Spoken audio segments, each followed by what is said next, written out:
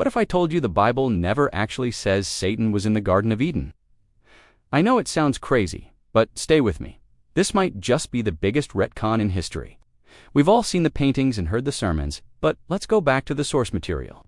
Open up the book of Genesis, chapter 3. It describes the antagonist as cunning, sure. But what does it call it?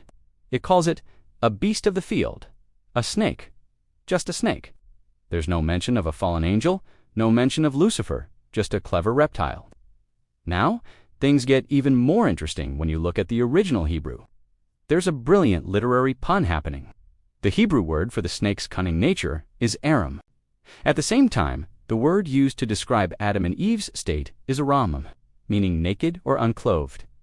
So you have a shrewd snake talking to naked humans. It's a sophisticated wordplay, a clever literary device, not an account of supernatural possession. For the original writers and audience, this was what scholars call an etiological myth. It was a story designed to explain something in their physical world. In this case, it answered a simple question: why do snakes crawl on their bellies and not have legs like other animals? The story provides a narrative reason for that observable fact. It was a story of origins, not a cosmic battle. So, how did a simple talking snake get a major promotion to become the Prince of Darkness, the ultimate evil?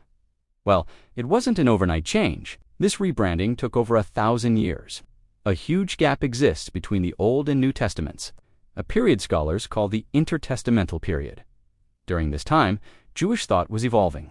Writers and theologians started reinterpreting older texts, looking for a grander, more cosmic villain to explain the origin of evil and the fall of humanity. A simple, cunning snake just didn't seem like a big enough antagonist for such a monumental event. They needed a bigger big bad.